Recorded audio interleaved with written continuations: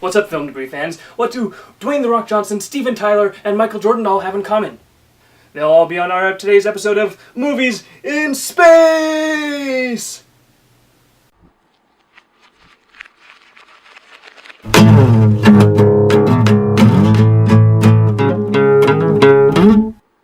Alright, the first movie I'm going to talk about is WALL-E. It came out in 2008.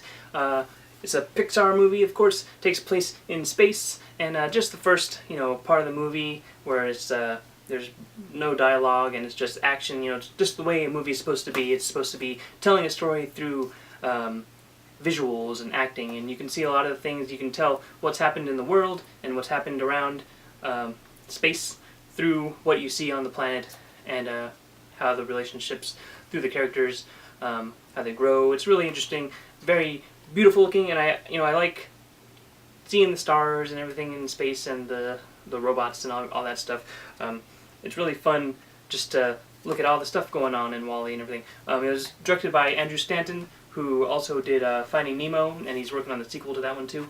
Then he also went on to do some live movies, or he did one so far, the John Carter movie, which is pretty interesting in itself. But one of my favorite space movies, WALL-E. One of my favorite Pixar movies ever. Oops. Is WALL-E. Take that. And my first pick is Independence Day, starring Will Smith and Jeff Goldblum. Also has Vivica A. Fox starring in it. It was a really good movie. Takes place on Independence Day, and we have all these, aliens coming down to Earth, want to destroy Earth and whatnot. And it was just really good. You got Will Smith, who has his serious moments, and he also brings that comedy factor into the movie. So of course it's funny. He has these one-liners that are just quotable, funny stuff. You should really check that out. Movies in Space, Independence Day. And my number 3 movie for space movies would have to be Star Trek.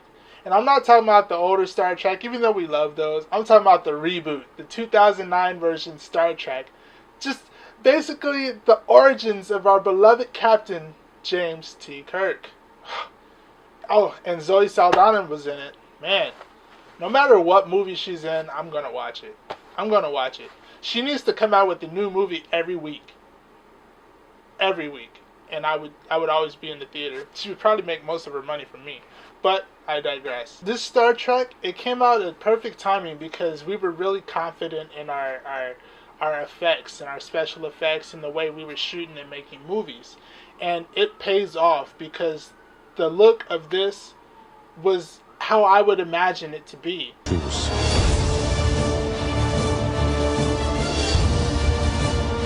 Are you afraid or aren't you? I will not allow you to lecture me. Then why do you stop me? Prepare to fire all weapons. I like this ship. This is exciting. I mean, it had Chris Pine, Zachary Quinto, Zoe Saldana, Chris Hemsworth was in there. Come on, man. You have to see this movie. 2009 Star Trek. And the next movie I'm going to talk about is Moon. Moon is a 2009 Duncan Jones movie. He also directed Source Code, but I think this is better than that. Source Code was interesting, but this one has more of a pure storytelling feel.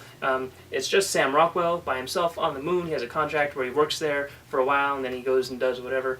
But it also has a little kind of cameo, I guess you'd say, or voice done by Kevin Spacey. It's very interesting. It's really great just to see how they were able to tell a story in a limited area over the course of an hour plus, with just one character, and they were able to fill that time and make it interesting. And even you get some special features on here, and how they show the little miniatures and how it looked like realistic in space, and how they did the background and everything. It's a very interesting movie. Check it out. And my next pick for movies in space have to be Armageddon.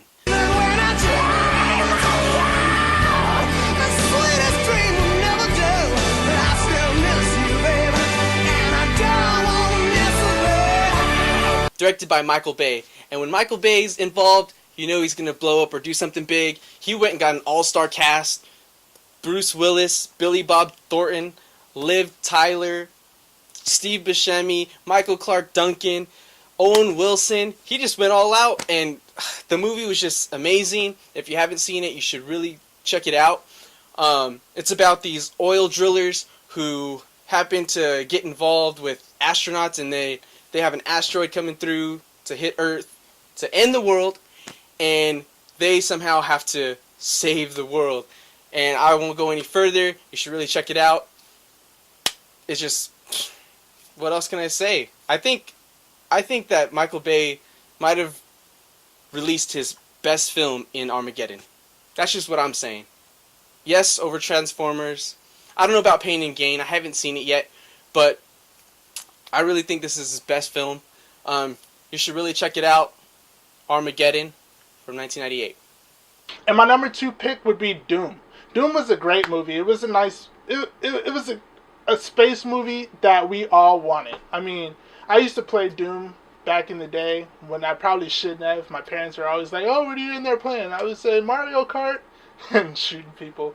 But when I heard that they were making this into a movie, I was probably one of the first people in line. And not to mention that Dwayne Johnson was pretty much starring in it. I mean, I like him as an actor. He's a great action actor, but he's also kind of hit and miss with some of the off movies he does just for a wider audience. And I understand. The one movie I won't knock him in is Be Cool. Be Cool, he played a gay guy, but he played that part. It was so funny. So funny seeing him. And when I saw him in this is how I would expect Dwayne "The Rock" Johnson to be. He was real macho. I mean, he was Sarge. He was Sarge. With a name like Sarge, you have to kick ass and take names. Carl Urban, he's the one who plays John Grimm. John Grimm, he held his own. He had to go head to head with The Rock, and he held his own. I give it to him. They were kind of going at it for a second. But going up to The Rock, going against The Rock is really intimidating. Me, and I'm almost fearless, but going against The Rock, I would say, look, man, let's just flip a quarter or something. I don't really want to damage your face. The movie is basically about space marines who go to like a space fortress or a experiment lab that I guess some stuff goes wrong, and they have to go up and contain the problem.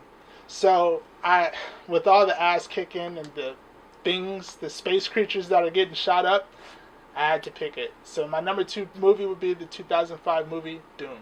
And my number 1 space movie, 2001: A Space Odyssey. Come on, it's 2001: A Space Odyssey. Directed by Stanley Kubrick, 1968. It's a very important film and important piece. But actually, it took me a while to get into it because, for the unenlightened, it is kind of slow. The first time, the second time, third time you watch it, it probably won't make any sense. It might just seem like a bunch of vignettes put together. Some of the story stuff is kind of confusing because the narrative is not necessarily a straightforward, here's a story of this man doing this and this and this. It kind of goes in different places, and one of the best things about it is that you kind of have to put the movie together yourself in a way, and you kind of decide for yourself what the ending means, or even what some of the stuff in the beginning. But it's very influential. Without 2001: A Space Odyssey, there's no WALL-E, there's no Moon, my other picks. But there's a lot of important things in here. The Simpsons do a lot of takes off of this movie. There's a lot of things that are influenced by 2001: A Space Odyssey. A lot of space movies, a lot of movies in general take a lot from a lot of Stanley Kubrick's work. 2001: A Space Odyssey, definitely recommend it. Give it a go, watch it, let it sink in a little bit, try watching it again later. Maybe you'll notice some things that you didn't notice before. 2001: A Space Odyssey, very good.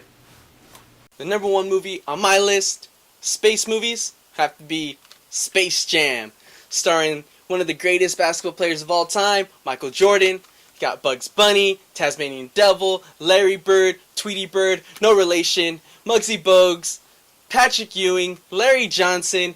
It just got all the greats in there. It's a great film. I remember watching this as a kid and just watching it over and over, and just it had the best of both worlds, basketball and cartoons. What can go wrong? You should get your kids to watch this movie. Let your kids to watch it, so it'll be your grandkids. Oh man, it's about Michael Jordan after basketball, in between going to baseball and whatnot. He helps Bugs Bunny and the Looney Tunes get saved from the earth so that they don't have to get stuck on Moron Mountain. I don't want to give too much away, but it's a really good film. should really check it out. Bugs Bunny, Michael Jordan, Space Jam. Number 1. And my number 1 space movie would be The Hitchhiker's Guide to the Galaxy. It came out in 2005, and it was a comedy. It was a comedy. I'm not even gonna lie. The only reason why I started to watch it first was because Mos Def was in there. And I mean, I'm a big Mos Def fan. I love all his music.